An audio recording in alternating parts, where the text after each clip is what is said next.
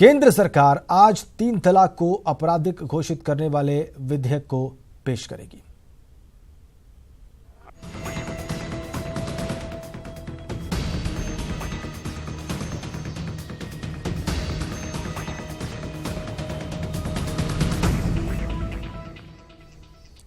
Instant triple तलाक यानी कि तलाक के बिद्दत पर यह विधेयक कांग्रेस, वाम और बीजेडी जैसी विपक्षी पार्टियों और मुस्लिम संगठनों के विरोध के बीच पेश होने जा रहा है। क्षमा करें, संभवतः कांग्रेस ने इस पर समर्थन दे दिया है। उन्होंने उल्लंघन करने वालों के खिलाफ जेल के प्रावधान पर, इसके अलावा जो दूसरी पार्टियां हैं, वाम दलों ने और बीजेडी ने जेल के प्रावधान पर आपत्ति व्यक्त की है। आपको बताएं कि सुप्रीम कोर्ट ने अपने ऐतिहासिक फैसले में 3 तलाक को अमान्य और असंवैधानिक घोषित किया था। इसके बाद सरकार नया कानून बनाने जा रही है। इस बिल का नाम है the Muslim women protection of rights in marriage act. कानून मंत्री रविशंकर प्रसाद इस बिल को आज संसद के पटल पर रखेंगे। संज्ञेय अपराध माना गया है इस विधेयक के हिसाब से इंस्टेंट ट्रिपल तलाक को, यानी कि तलाक के बिद्दत को, और 3 साल की सजा इस अपराध को करने पर दी जाएगी। इस बिल के कानून बनने के बाद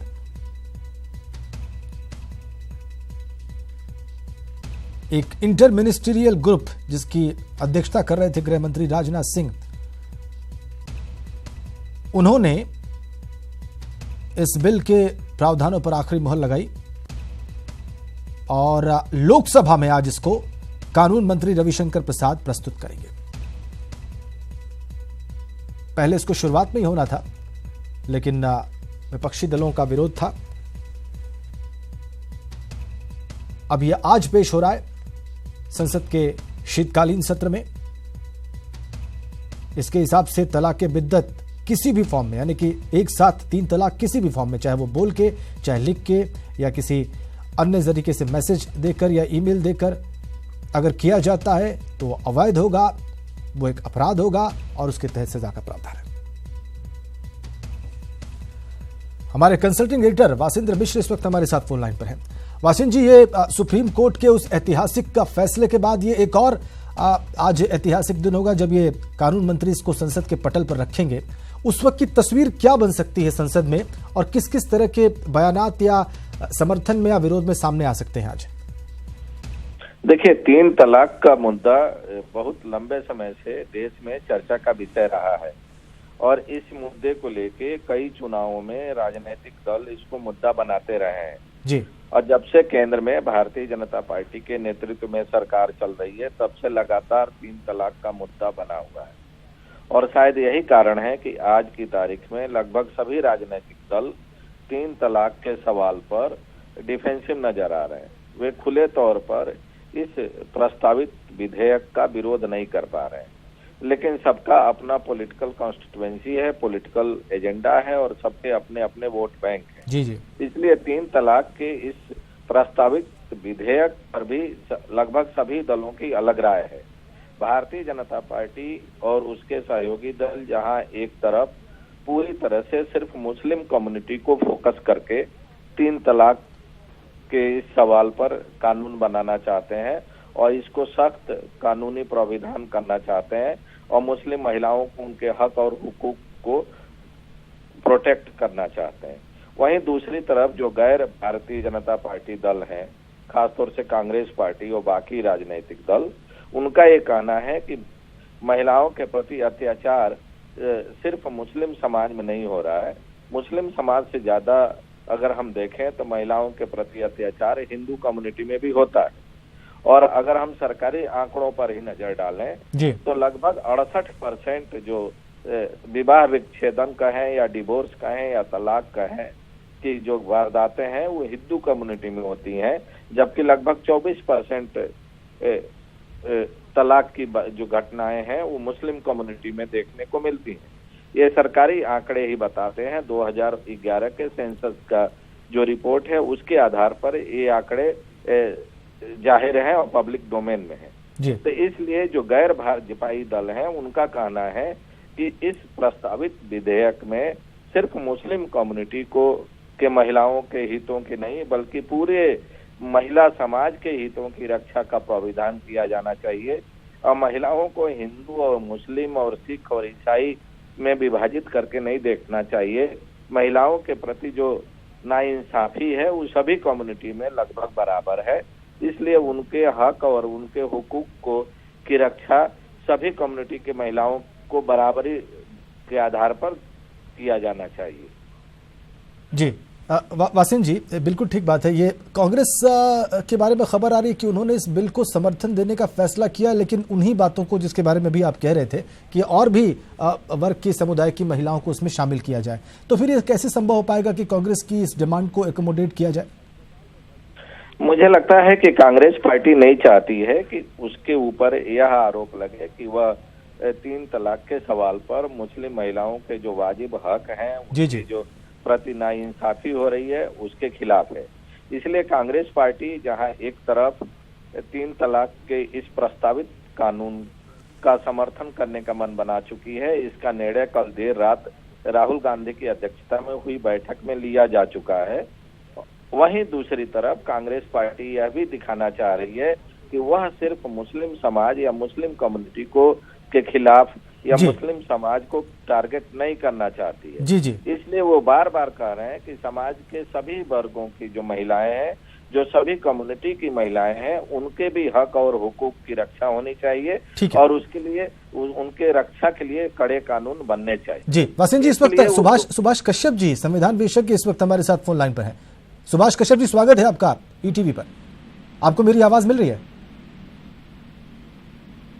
सुभाष कश्यप जी, आपको मेरी आवाज मिल रही है? हेलो, आवाज नहीं आ रही है।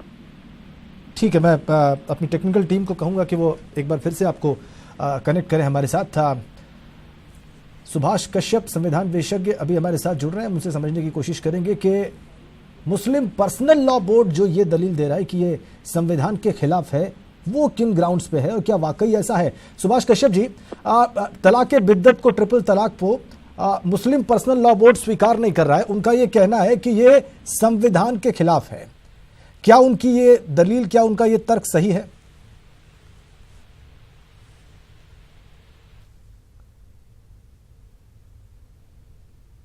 किसी वजह से सुभाष जी तक हमारी आवाज नहीं पहुंच रही है, लेकिन हमारे कंसल्टिंग एडिटर वासिंद्र मिश्र जी लगातार हमारे साथ बने हुए हैं।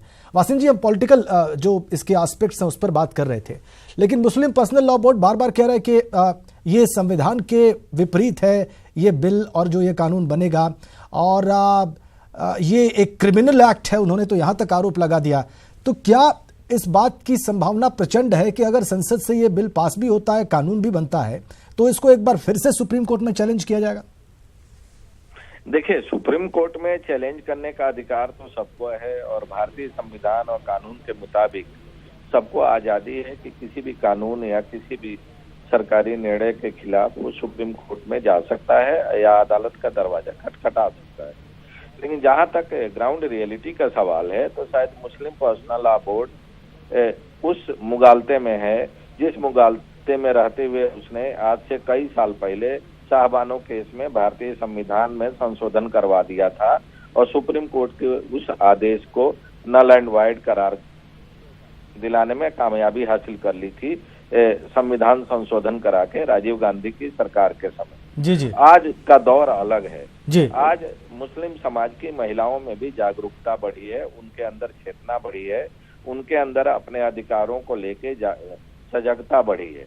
तो अब इस कड़वी सच्चाई को मुस्लिम पर्सनल लॉ बोर्ड शायद एक्सेप्ट करने को तैयार नहीं है, इसलिए उनकी तरफ से इस तरह की तीखी प्रतिक्रिया देखने को मिल रही है। जी। लेकिन एक बात सच है कि दुनिया में बदलाव आ रहे हैं, समाज में बदलाव आ रहे हैं और समाज के सभी वर्गों में अपने अधिकारों को लेके एक जागरूकता बढ़ी है और उससे मुस्लिम समाज भी अछूता नहीं है और न मुस्लिम समाज की महिलाएं उससे अलग है। इसलिए मुस्लिम समाज की महिलाएं भी आज की तारीख में अपने हक और हुकूक की लड़ाई के लिए आगे बढ़ के आई हैं और शायद यही कारण है कि भारतीय जनता पार्टी और केंद्र सरकार इस ग्राउंड रियलिटी को समझते हुए आज इस प्रस्तावित विधेयक को संसद के सदनों में पेश करने जा रही है। ठीक है, सुभाष कश्यप जी एक बार फिर से हमारे साथ जुड़ गए हैं, संविधान विशेषज्ञ हैं।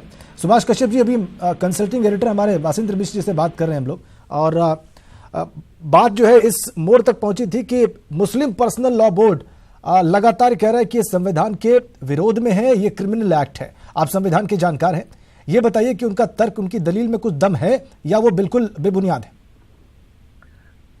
देखिए, वो अपने दृष्टिकोण से कह रहे हैं, लेकिन जहां तक संविधान का सवाल है, संविधान की मूल भावना ये है कि सभी नागरिक समान हैं। संविधान के सम्मुख, कानून के सम्मुख सभी नागरिक समान हैं और उनके अधिकार समान हैं। जेंडर बेसिस पर या मजहब के बेसिस पर आदमी के अंदर फर्क नहीं होना चाहिए। तो इसको हिंदू मुसलमान की दृष्टि से नहीं देखना चाहिए मामले को, इसको देखना चाहिए महिलाओं के अधिकारों की दृष्टि से। सभी महिलाओं को समान अधिकार होने चाहिए संविधान के अंतर्गत। तो इसलिए इस पर जो एतराज किया जा रहा है वो मैं समझता हूँ सही नहीं है संविधान के अनुसार। जी वासिंद्र जी, क्योंकि मजहब की स्वतंत्रता के आधार पर वो कहते हैं कि सबको संविधान के अनुसार मजहब की भी स्वतंत्रता है, लेकिन ये मजहब का कोई सवाल नहीं है। ये सवाल है महिलाओं की और पुरुषों की एकता का, समानता का। ठीक है। हमारे कंसल्टिंग एडिटर हम लगातार हमारे साथ बने हुए। वासिंद्र जी, अगर आप कोई प्रश्न करना चाहें तो कर सकते हैं।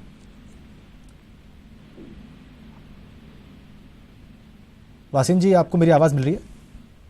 सुभाष जी, मुझे लगता है कि जो मुस्लिम पर्सनल लॉ बोर्ड के तरफ से आपत्ति आ रही है, वो अपने उस जो फंडामेंटल उनके राइट हैं जो संविधान में दिए गए हैं माइनॉरिटीज के लिए स्पेशल राइट्स का जो प्रोविजन है, शायद उसके आधार पर वे इस तरह की आपत्ति कर रहे हैं, कह रहे हैं कि गैर संवैधानिक है। लेकिन आपको नहीं लगता है कि जो इक्वलिटी की बात है या जेंडर इक्वलिटी की बात हम लोग करते हैं, उसके मुताबिक संविधान को ये भी अधिकार है कि समाज में या देश में रहने वाले सभी नागरिकों को बराबर अधिकार मिलना चाहिए और किसी भी नागरिक को कम्युनिटी के आधार पर, कास्ट के आधार पर या जेंडर के आधार पर उसके साथ डिस्क्रिमिनेशन नहीं किया जा सकता उनके मूलभूत अधिकारों की रक्षा के मामले में। वही मैंने निवेदन किया कि सभी नागरिकों को समान अधिकार संविधान के अनुसार प्राप्त हैं और ये मूल भावना संविधान की है कि मजहब के आधार पर और जाति के आधार पर और जेंडर के आधार पर कोई भेदभाव नहीं होना चाहिए। सबको बराबर हिस्सा मिलना चाहिए, सबके अधिकार बराबर हैं। इसलिए इस मूल भावना के और मूल अधिकारों के विरुद्ध अगर कोई है तो वो गलत है। एक और सवाल आपसे जानना चाहते हैं। कांग्रेस पार्टी की तरफ से ये मुद्दा उठाया जा रहा है कि आज का जो प्रस्तावित विधेयक है, उस विधेयक में न सिर्फ मुस्लिम समाज की महिलाओं के अधिकारों की बात की जाए और उनकी रक्षा के लिए कानून बनाए जाए, बल्कि समाज के सभी वर्गों की जो महिलाएं हैं उनकी अधिकारों की रक्षा के लिए उस प्रस्तावित विधेयक में प्राविधान किए जाए। तो क्या ये संभव है? हो सकता है अगर सरकार चाहे और कांग्रेस पार्टी की जो डिमांड है अगर उसको इनकॉर्पोरेट करना चाहे बिल में, तो क्या ये कानूनी तौर पर किया जा सकता है? देखिए, दो बात है। एक तो संविधान का निर्वचन, संविधान की व्याख्या करने के लिए अंतिम अधिकार किसके पास है? वो है सुप्रीम कोर्ट के पास, और सुप्रीम कोर्ट ने ही निर्णय दिया है। दूसरे कानून बनाने का अधिकार, सर्वोच्च अधिकार संसद के पास प्राप्त है। तो संसद अगर निर्णय करती है तो वो सर्वोपरि है। वो अधिकार किसी पर्सनल लॉ बोर्ड के पास या किसी मुल्ले या पंडितों के पास नहीं है। वो अधिकार संसद के पास है और उच्चतम न्यायालय के पास है। और वो अगर दोनों सवाल ये है कि क्या कांग्रेस पार्टी की तरफ से जो सुझाव आ रहा है कि आज प्रस्तावित विधेयक में न सिर्फ मुस्लिम समुदाय की महिलाओं के हक और हुकूक की रक्षा की बात की जाए, बल्कि समाज के सभी वर्गों की महिलाओं के हक और हुकूक की रक्षा का उसमें प्राविधान किया जाए, तो क्या ये संभव है, किया जा सकता है? मैं ये जानना अगर कहीं और इस प्रकार का भेदभाव है तो उसके लिए भी विधेयक लाया जा सकता है। अगर और किसी वर्ग के अंदर ये सवाल उठता है तो उसके लिए भी विधेयक लाया जा सकता है, उस पर विचार संसद कर सकती है। बहुत बहुत धन्यवाद आपको ठीक हमारे चैनल से बात करने। बहुत धन्यवाद सुभाष कश्यप जी आपका ईटीवी से बातचीत करने के लिए। लेकिन हमारे कंसल्टिंग एडिटर लगातार हमारे साथ बने। वासिन जी, बहुत सारी बातें अभी स्पष्ट हुई बातचीत से। एक सवाल मेरे भी जहन में है, अभी जो आपने विषय उठाया, अभी सुभाष कश्यप जी कह रहे हैं उसके लिए अलग से विधेयक लाया जा सकता है, तो बहुत मुमकिन है कि सरकार ये जवाब दे कांग्रेस को, और जो लोग भी इस प्रकार के विधेयक की या इसी में एकोमोडेट करने की मांग कर रहे हैं कि उसके लिए हम अलग से विधेयक ला सकते हैं। इंतजार करिए। मुझे लगता है कि भारतीय जनता पार्टी के जो पॉलिटिकल एजेंडा है सिर्फ मुस्लिम कम्युनिटी को टारगेट करके और यह साबित करने का है कि सही मायने में भारतीय जनता पार्टी ही मुस्लिम समाज की महिलाओं की हितैषी है, मुस्लिम समाज की महिलाओं के हक और अधिकारों की रक्षक है। तो मुझे नहीं लगता है कि कांग्रेस पार्टी या दूसरे तरफ से जो डाइल्यूशन की कोशिश हो रही है और इसी विधेयक में समाज के बाकी वर्ग की महिलाओं को भी शामिल करने की बात हो रही है, इसको भारतीय जनता पार्टी आसानी से मानेगी।